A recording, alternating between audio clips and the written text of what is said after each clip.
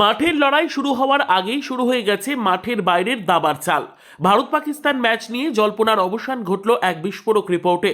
পাকিস্তান কি সত্যিই চাপে পড়ে খেলতে আসছে, নাকি এর নেপথ্যে রয়েছে আইসিসির কোনো গোপন ডিল? গত 8 দিন ধরে চলার ঊর্ধ্বশ্বাস আলোচনার পর অবশেষে বরফ গলেছে, কিন্তু সেই বরফ কি এমনি এমনি গলেছে?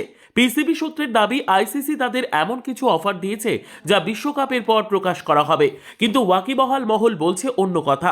একদিকে ভারতের অনুর অবস্থান, অন্যদিকে পাকিস্তানের বয়কটের হুমকি। ক্রিকেট বিশ্ব যখন দুভাগ, তখনই ক্লাইম্যাক্সে প্রবেশ বাংলাদেশের। পিসিবি প্রধান মহসিন নকভি খোদ বাংলাদেশের কাছে অনুরোধ করেন একটি চিঠির জন্য, কিন্তু কেন? যাতে অন্তত বিশ্বের কাছে বলা যায় বন্ধু বাংলাদেশের অনুরোধে খেলতে রাজি হয়েছে পাকিস্তান। পিসিবি সূত্রের খবর অনুযায়ী মহসিন নকভি এমনি এমনি ভারতের বিরুদ্ধে খেলতে রাজি হননি।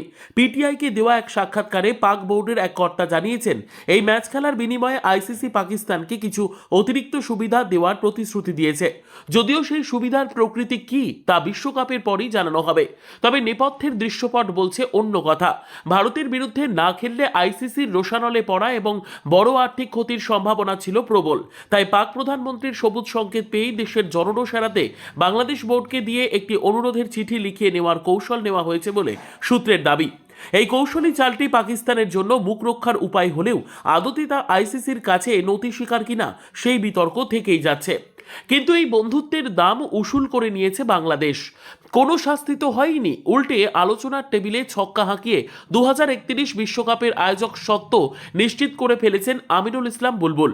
8 দিনের দীর্ঘ দর কষাকষিতে বাংলাদেশ বুঝিয়ে দিয়েছে তারা ক্রিকেটীয় মূল্যবোধের গুরুত্বকেও প্রতিষ্ঠিত করছে। বিশ্লেষণ করলে দেখা যাবে পাকিস্তান বর্তমানে এক দ্বিমুখী সংকটে।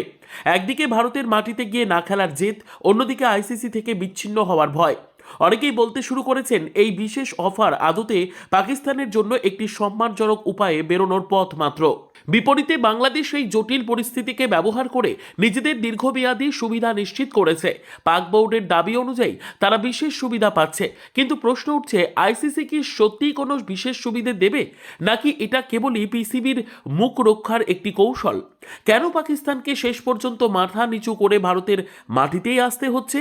আসলে পাকিস্তানকে ভারতের সঙ্গে খেলতে নামতে হচ্ছে মূলত বিশ্ব ক্রিকেটের মূল স্রোতে টিকে থাকার দায়ে।